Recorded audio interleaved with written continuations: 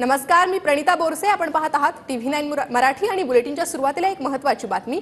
सरकारशी आरक्षणावर लाईव्ह चर्चा केली होती. मनोज जरांगे यांनी ही प्रतिक्रिया दिली आहे. 11-12 महिन्यांपासून चर्चा लाईव्ह झाली असं विरोधकांनी ती चर्चा बघावी असंही जरांगेंनी म्हटलंय.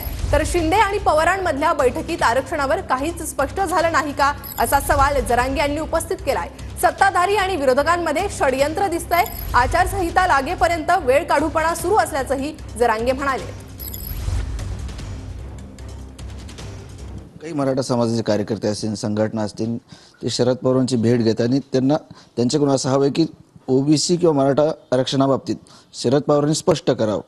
ही संघटना तुम्हाला विचारतात का तुमचं त्यांना सहमती आहे? नेमकी खेळी काय चालू आहे? नाही, ती खेळी काय ते मला नाही माहीत आणि मी सांगू शकत नाही काय खेळी आहे का कोणाची नाही आहे. मी एवढंच सांगू शकतो, माझ्या समाजात सरकार आणि विरोधी पक्ष कधीच गैरसमज पसरू देणार नाही. त्याचं कारण मी चर्चा करताना ही व्यासपीठावर लाईव्ह केलेली, पारदर्शक केलेली. कारण मी माझ्या समाजासाठी कोणत्याही थराला जायला तयार असतो. ज्या सत्ताधाऱ्याला किंवा विरोधकाला काय माहिती पाहिजे तर 11 महिन्यापासून ती लाईव्ह चर्चा झाली, त्यांनी ती बघावं. आम्ही काय नोकर नाहीत त्या विरोधी पक्षाची किंवा सत्ताधाऱ्याची की तुला आमची काय चर्चा झाली म्हणून सांगायला यायला. शरद पवार असं म्हटलेत की सरकारनं तुम्हाला काय बोलले किंवा हाकेंना काय बोलले हे स्पष्ट करावं.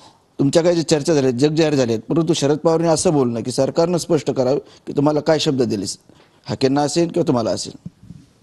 आता काय शब्द दिले त्याविषयी गेले त्यांचं म्हणून ते शिंदे साहेबाकडं तिथं काय स्पष्ट काही झालं नाही. काय झालं तर असलंच ना, जाऊ द्या ना. मला काय माझं काय म्हणणं आहे समजून घ्या की हे डाव दिसतोय मला, षडयंत्र दिसतंय मोठं विरोधीचं आणि सत्ताधाऱ्यांचं दोघांचं. पण एकाने इकडे वेगळं बोलायचं, एकाने तिकडे तिकडं बोलायचं आणि मराठ्यांना येड्यात काढायचं आणि आचारसंहिता लुस्तर असंच झुलत ठेवायचं. मराठी लागले म्हणा तयारीला. कॅमेरामन अमित आडेसह संजय सर्वदे, TV9 मराठी, छत्रपती संभाजीनगर.